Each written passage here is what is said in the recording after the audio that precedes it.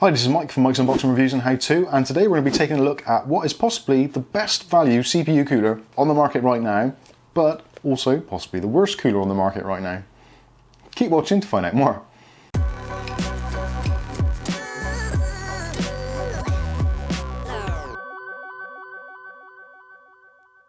Okay, so on today's video we're going to be taking a look at this cooler. This is from Thermaltake. This is their UX100 and is stated to be a high airflow CPU cooler.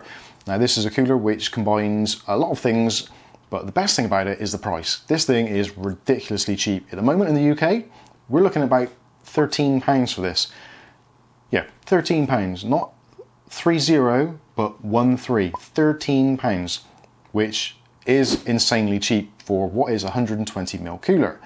Also, it has RGB lighting, or addressable RGB lighting, and is compatible with the likes of MSI, Gigabyte, ASRock, all those kinds of things. So if you've got a motherboard with addressable RGB and you want to connect up and synchronize your CPU cooler, this is going to be right up your street. On the other side, if you don't have an RGB controller and you've got maybe an older system like an old AM2 or AM3 system, or maybe even an old Intel 775 based system, yep, that far back, this is super universal. This fits pretty much every CPU cooler or every CPU type made within the last 10 to 15 years, which is pretty insane. It doesn't fit Threadripper and some of the newer Xeons and things like that, but we'll go through exactly what it does fit shortly when we go through the specifications. But this is a pretty insane cooler, especially for the money. You get an awful lot. So let's take a look around the packaging and we'll go through some of the specifications. So on the front of the box, as I've said, it's the UX100 high airflow cooler. Supports RGB, addressable RGB, and it supports the Intel LGA 115X and also AM4. So that is your modern CPUs. Now on the front it states the maximum RPM is 1800 RPM and the maximum sound is 26.92 decibels, and it supports CPUs of up to 65 watt. So this is one of the first limitations of this cooler. This isn't designed for your high-end systems. This is designed for those on a budget trying to add a little bit of bling and keeping that thermal envelope underneath 65 watts. So your 200 GE, your Ryzen 3s, some of your Ryzen 5s are going to be absolutely fine. Probably a Ryzen 7 might be a little bit of a push, but maybe the 1700, you can get away with doing that. So flipping around onto the side of the box specifications, so as we said, compatibility, this basically fits everything. So Intel 1366, 1156, 1155, 1151, 1150 and 775. On the AMD side, we're looking at AM4, FM2, FM1, FM3+, FM3, FM2+, and AM2. It fits pretty much everything AMD have done.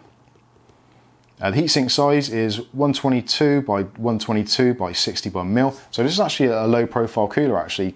Considering it's a 120mm fan on the top, it is actually quite low. So if you've got a case where there's not a great deal of room, or maybe you're using something like a ITX based case, something like that, where you are very limited on room, this is going to be absolutely perfect for you. So you're going to get similar kind of installation size as the stock AMD cooler or Intel cooler, but you're going to get a lot more cooling power. And also, because it's a downdraft cooler, you're going to cool the surrounding areas, your VRMs, top of the graphics card, those kinds of things. Fan speed, as it says on the box, 1800 RPM. Now that is actually a static speed. This is one of the downsides of this, and possibly the reason why it is super cheap. It is a single speed fan, so it's designed to be run at full speed at all times. For a 120mm fan, isn't incredibly noisy, but it is a little bit on the louder side. Obviously, if it was running at 800 RPM, it would be absolutely perfect. You can drop the voltage through your header, but when you drop the voltage, you're going to lose things like some of your RGB brightness. So the two are intrinsically linked. You do really need to have 12 volts running through there. So airflow is 38.82 CFM and air pressure is 1.48 H2O. Acoustic noise is 26.92 and the lifetime is 30,000 hours. And that pretty much wraps it up. Let's take it out of the box and see what we actually get. So this is a really, really bizarre proposition. It's super cheap, it's RGB, it does a relatively good job of cooling up to 65 watts. It's a very, very odd concept. So on the instructions, we've got the parts list and also how to mount it on the Intel system. So it's just the usual push pins straight through the holes, and then you can use the clasp on the back to mount it. For the AMD systems, then you don't need the mounting ring. Literally, it's just that old-fashioned clip like we've all used for, well, for pretty much forever on the AMD side, just the 2 clips, so one on top, one on the bottom, so using the default mountings that come with most motherboards now. At the bottom it goes about motherboard sync, the connection for the motherboard for the RGB if you wanted to, or addressable RGB, connects to your digital connector and also your ground. Doesn't need power because it takes power from the actual CPU header for the fan itself, so you don't have to worry about that. So let's take a look, see what we get in the box. So you get the fan itself, which we'll take a look at in a minute. You get your push pin mounting system for the Intel side of it, and also you get a sachet of thermal compound, which is nice. This is the Intel mounting ring, and as you can see, you've got the 4 holes which normally match up to the Intel boards, and then you've got the north, south, east, west mounting points for the AMD clip to go on. So if you've got a motherboard where you might be having slight clearance issues, then you can always twist it around 90 degrees if you so wish. That is pretty much it for in the box, so let's take a look at this cooler. Now the cooler itself is actually a really nice looking cooler. We've seen one very similar to this before from Sahara, which was a pre-sample. This is a different take on the similar design. So on the side we've got this nice Thermaltake logo embossed, and that is actually transparent, so you can see the RGB coming through that, which you may have already seen from some of the B-roll which has been popping up. That's on 2 sides. Again, it's a bit of an odd thing to see because generally you're going to have the CPU mounted on your motherboard like that. So if you've got a side window case, you're going to be looking in that way. So the chances are you're very unlikely to see the actual Thermaltake thing there. It's nice to see it and it's nice for the brand, but does it really need it? I don't know. Let me know what you think in the comments. The side is actually transparent, as are the fan blades, and there's 9 fan blades and they've got quite nice logos on them as well, which again was very similar from what we've seen from the Sahara version of this. On the sides you can see the fins themselves, which have been really nicely machined and have been coated in this really nice kind of satin matte black finish, which is very pleasing. Moving around to the side, you've got the clips, the traditional AMD clips, so one at the top, one at the bottom. So you latch one on the bottom first of all, and then using the thumb press, you just press that over to the mounting clip and that holds that in place. So pretty simple and straightforward to do.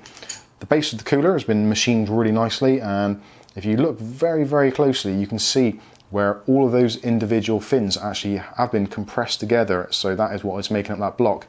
No copper block in this one, purely just the aluminium, or aluminum as they say, but it's, yeah, it's been finished off really nicely, so nice surface contact with the CPU. Again, this isn't designed for high performance cooling, this is designed to get things done on a budget and add some bling.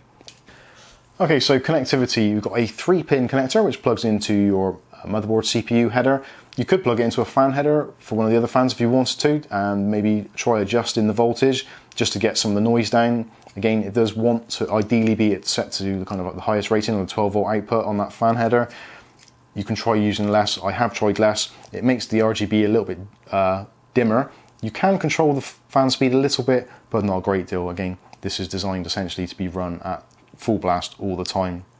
Down to the RGB side of things, so we've got the addressable RGB connections, so you've got 2 connections, a black one and a red one. The black one goes to the earth and the red one goes to your data connection, which is a little bit odd because normally red would go to positive power in most electrical setups, but again, that just goes to data. Don't plug it into the power one because, yeah, it's not a good thing. So let's plug this in and we'll give you a look at how it all works. Now, I'm going to plug this in to my power supply, which is running here, just a standard power supply with a output on it. And what I will do actually, if I plug in the addressable RGB, I'll plug this into, this is just a standard addressable RGB header, or controller rather. So we'll plug that into there. So the 4th one across, or the one next to the gap on the end, is your earth, and the data one is the one in the middle. So we'll plug those in. I'll plug this SATA connector into the SATA plug here. And as you can see, nothing at all until you actually power the fan itself. So you do have to power the fan to get some RGB light in. So there we go straight away, and you can probably hear the resonance on the table because it is spinning pretty darn fast. So at the moment this is running through the addressable RGB controller, the InWin one, and it is running pretty much at full blast. So this is 1800 RPM. You're probably picking it up on the microphone. You can hear it's actually, there's a lot of airflow moving through there. I wouldn't say it's noisy as such, but there's definitely you can hear the movement of air, and hopefully that's coming across from the microphone. If I hold that away from the microphone, then you'll get a better idea of what it's probably going to be like when you've actually got it installed in your own home or in your own system. Again, depending on what computer you put it in and what case it's in, you may find that things like graphics card fans or case fans are actually going to be louder than this anyway, so it's not going to be a deal breaker for a lot of people. Again, if you're trying to add some RGB bling, on a ridiculously low budget. There isn't anything better on the market at the moment for this. This is pretty much unique where it is for its price point. So I'll go through some of the RGB control. So you've got your usual kind of unicorn puke.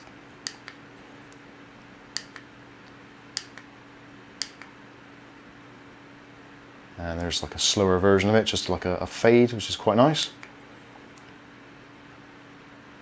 So solid red, going into green, then I'm assuming it's going to go into blue. Yay, who would have thought? And then we're going through the various other colours. There's a chase setting. Now this again is purely through my addressable controller. If you don't have a controller on your board, or you're just using your own motherboard's one, you will get what you've got on there. This doesn't change anything. This is purely taking a feed from there. But I'm just showing this so you can get an idea of what it potentially can do. So again, the RGB LEDs are actually quite nice and bright, and I think in most systems it's going to make it look really, really nice. So if I unplug this now, so it just goes to the default.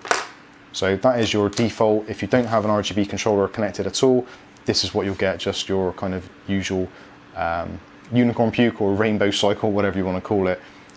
I quite like this kind of setup, I've got to be honest with you. A lot of my computers, as you know, if you've watched the channel for a while, that is generally what I default to. I do enjoy that, it does look nice. Again, everyone's got their own preference, but I actually quite like this. So as you can possibly see now from the side, if you haven't seen already from some of the B-roll, you can see the Thermaltake logo on the side there, and the colours are coming through there, which is quite nice to see. And it is actually moving a considerable amount of air.